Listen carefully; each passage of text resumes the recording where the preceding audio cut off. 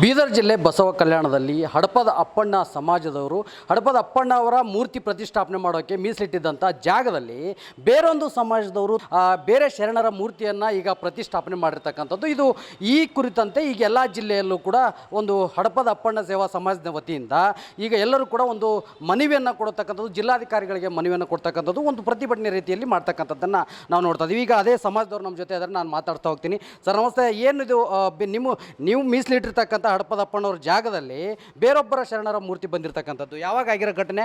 ಈಗ ನೀವೇನು ಈಗ ಒಂದು ಪ್ರತಿಭಟನೆ ಮಾಡ್ತಾ ಇದ್ದೀರಾ? ನಮ್ಮ ಶರಣರ ಒಂದು ಮೂರ್ತಿಯನ್ನು ಪ್ರತಿಷ್ಠಾಪನೆ ಮಾಡಬೇಕು ಅನ್ನುವ ಸಂದರ್ಭದಲ್ಲಿ ಈಗಾಗಲೇ ಅನ್ಯ ಸಮಾಜದ ಒಂದು ಮೂರ್ತಿಯನ್ನು ಈಗಾಗಲೇ ಅವರು ಮಾಡಿ ಇಟ್ಟಿದ್ದರಿಂದ ಅಲ್ಲಿರ್ತಕ್ಕಂಥ ಪಂಚ ಕಮಿಟಿಯವರು ಈ ಒಂದು ಮೂರ್ತಿಯನ್ನು ಇಟ್ಟಿದ್ದಾರೆ. ಅದನ್ನು ತೆರವುಗೊಳಿಸಿ ನಮ್ಮ ಹಡಪದ ಅಪ್ಪಣ್ಣರವರ ಒಂದು ಮೂರ್ತಿಯನ್ನು ಅಲ್ಲಿ ಪ್ರತಿಷ್ಠಾಪನೆ ಮಾಡಬೇಕು ಅಂತಕ್ಕಂಥ ವಿನಂತಿ ಇದೆ. ಇದು ಈಗ ರಾಜ್ಯಾದ್ಯಂತ ಜಿಲ್ಲೆ ಮತ್ತು ತಾಲೂಕು ಎಲ್ಲ ಹಳ್ಳಿಗಳಲ್ಲೂ ಕೂಡ ಈ ಒಂದು ಪ್ರತಿಭಟನೆಯನ್ನು ನಾವು ಹಮ್ಮಿಕೊಳ್ಳಲಾಗಿದೆ. ಈಗ ಕೂಡ ನಾವು ಎಲ್ಲರೂ ಪ್ರಯತ್ನ ಮಾಡಿ ಈ ಒಂದು ಕಾರ್ಯಕ್ರಮವನ್ನು ಯಶಸ್ವಿಗೊಳಿಸೋಕ್ಕೆ ನೀವು ಕೂಡ ಎಲ್ಲರೂ ಪ್ರಯತ್ನ ಮಾಡಬೇಕು ಅಂತ ವಿನಂತಿ ಮಾಡ್ಕೊಳ್ತಿದ್ದೀನಿ. ಟಿ ವಿ ಮಾಧ್ಯಮದವರು ಇದನ್ನು ಹೆಚ್ಚಿನ ಪ್ರಯತ್ನ. ಯಾವಾಗ ಗೊತ್ತಾಯ್ತು ನಿಮಗೆ? ಈಗ ಆ ಮೂರ್ತಿ ಪ್ರತಿಷ್ಠಾಪನೆ ಮಾಡಿದ್ರೆ ಈಗ ತೆಗೆದಿಲ್ವಾ ಅಥವಾ ತೆಗಿಬೇಕಾ ಅಥವಾ ಏನು? ಈಗಾಗಲೇ ಪ್ರತಿಷ್ಠಾಪನೆ ಅವರು ಮಾಡಿಟ್ಟಿದ್ದಾರೆ. ಅದನ್ನು ಪಂಚ ಕಮಿಟಿಯವರು ಅಲ್ಲಿರ್ತಕ್ಕಂಥವ್ರು ಅದನ್ನು ತೆಗೆದು ನಮ್ಮ ಮೂರ್ತಿಯನ್ನು, ನಮ್ಮ ಹಡಪದ ಅಪ್ಪಣ್ಣವರ ಮೂರ್ತಿಯನ್ನು ನಾವು ಪ್ರತಿಷ್ಠಾಪನೆ ಮಾಡಿದ್ದೇವೆ. ಅದಕ್ಕೆ ಅವರು ತೆರವುಗೊಳಿಸಬೇಕು ಅಂತ ವಿನಂತಿ ಮಾಡ್ಕೊಳ್ತಾ ಇದ್ದೇವೆ ಅಷ್ಟೇ ಸರ್. ಸರ್, ಈಗ ಜಿಲ್ಲಾಧಿಕಾರಿಗಳಿಗೂ ಮನವಿ ಕೊಡಬೇಕಾ ಅಥವಾ ಕೊಟ್ಟಿದ್ದೀರಾ? ಕೊಡ್ತೇವೆ ಸರ್. ಜಿಲ್ಲಾಧಿಕಾರಿಗೆ ಕೊಡ್ತೀವಿ, ತಾಲೂಕು ಅಧಿಕಾರಿಗೆ ಕೊಡ್ತೀವಿ ಸರ್.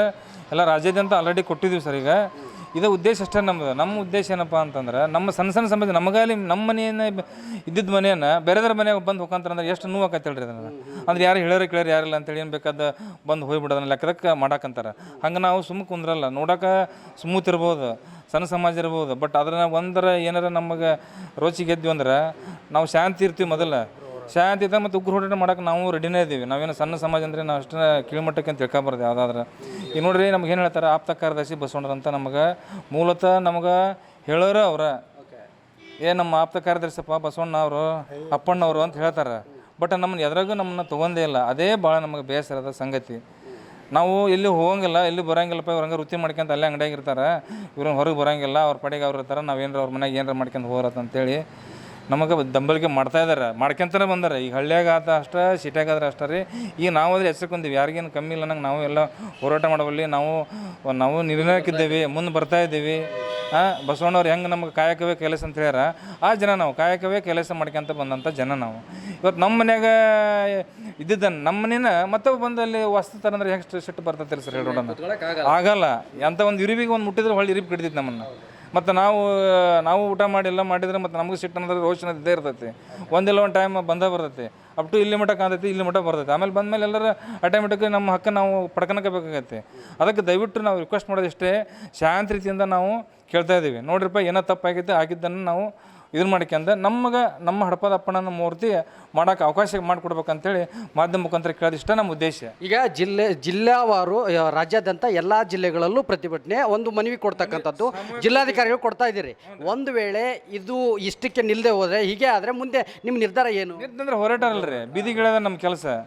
ನಮ್ಮ ಬೀದಿಗಿಳಿಯೋದ. ಈಗ ನಾವೇನು ಮಾಡಿವಿ, ಎಲ್ಲ ತಾಲೂಕಿಗೆ ಅಧಿಕಾರಿ ಕೊಟ್ಟು ಅಂದ್ರೆ ಸ್ಟಾರ್ಟಿಂಗಿಂದ ಒಮ್ಮಕ್ಕೆ ದುಡ್ಕೋದು ಬೇಡ ಅಂತೇಳಿ ಒಂದು ಸಲ ಅಲ್ಲಿ ಹೋಗಿ ಜಿಲ್ಲಾಧಿಕಾರಿಗೆ ನಮ್ಮ ಸ್ವಾಮೀಜಿ ಹೋಗಿ ರಿಕ್ವೆಸ್ಟ್ ಮಾಡ್ಕೊಂಡೆ, ನೋಡಪ್ಪ ನೀವು ನಮ್ಮ ಪಕ್ಕಕ್ಕೆ ಇದ್ದೀನಿ ಅಂತ ಹೇಳ್ಯಾರ ನೀವು, ಮತ್ತು ನಮ್ಮನ್ನು ಬಿಟ್ಟು ನೀವು ಬೇರೆದ್ರ ಮೂರ್ತಿ ಹೇಳ್ತೀರಿ ಅಂದ್ರೆ ತಪ್ಪಾಕತ್ತದ.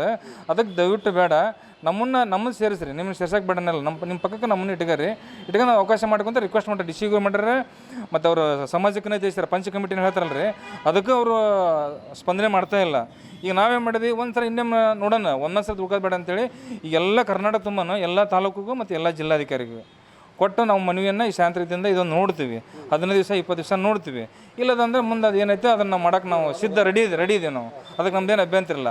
ಅದಕ್ಕೆ ನಿಮ್ಮ ಉಗ್ರ ಹೋರಾಟ ಮಾಡೋಕ್ಕೆ ನಾವು ರೆಡಿನೇ ಇದ್ದೀವಿ. ರೆಡಿ ಇಲ್ಲ ಅಂತನಿಲ್ಲ, ನಾವು ರೆಡಿನೇ ಇದ್ದೀವಿ. ತಿಳ್ಕೊಬೇಕು, ಬೇಡ ಗದ್ದಲೆ ಮಾಡೋದು ಬೇಡ. ಏನಂತ ಬಸವಣ್ಣವ್ರ ಶಾಂತಿ ಅಂತ ಕಾಪಾಡ್ಕೊಂತ ಬಂದವು. ನಾವೆಲ್ಲರೂ ಸಮಾಧಾನದಿಂದ ಇದ್ದಾರೆ. ಅದಕ್ಕೆ ನಾವು ಅದನ್ನು ನೋಡ್ಕೊಂಡು ಮುಂದಿನ ನಿರ್ಧಾರಕ್ಕೆ ನಾವು ರೆಡಿ ಹಾಕಿ ಅಂತ ಈ ಮಾಧ್ಯಮ ಮುಖಾಂತರ ನಿಮ್ಮಲ್ಲಿ ಕೇಳ್ತೀವಿ ಸರ್. ಇದಿಷ್ಟು ಇಲ್ಲಿ ಹಡಪದ ಅಪ್ಪಣ್ಣ ಸೇವಾ ಸಮಾಜದ ಒಂದು ಸಂಘದವರು ಮಾತು. ಅಂದರೆ ಈಗ ನಾವು ನಮ್ಮ ಸಮಾಜದ ವತಿಯಿಂದ ನಾವು ಒಂದು ಎಲ್ಲ ಜಿಲ್ಲೆಯಾದ್ಯಂತ ಮನವಿಯನ್ನು ಕೊಡ್ತಾ ಇದ್ದೀವಿ. ಒಂದು ವೇಳೆ ಇದಕ್ಕೆ ಈಗೇನು ಮನವಿ ಕೊಡ್ತಾ ಇದ್ದೀವಿ, ಇದಕ್ಕೆ ಬಗ್ಗದೆ ಹೋದರೆ ನಾವು ತೀವ್ರವಾದ ಹೋರಾಟಕ್ಕೆ ಇಳಿಯೋದು ಖಂಡಿತ ಅನ್ನೋ ಒಂದು ಮಾತನ್ನು ಹೇಳಿರ್ತಕ್ಕಂಥದ್ದು. ಕ್ಯಾಮ್ರಾ ಪರ್ಸನ್ ಮಲ್ಲೇಶ್ ಕಬ್ಬು ಜೊತೆ ಕಿರಣ್ ಬಾಳಾರಿ, ಶ್ರೀ ಕರ್ನಾಟಕ, ಹಾವೇರಿ.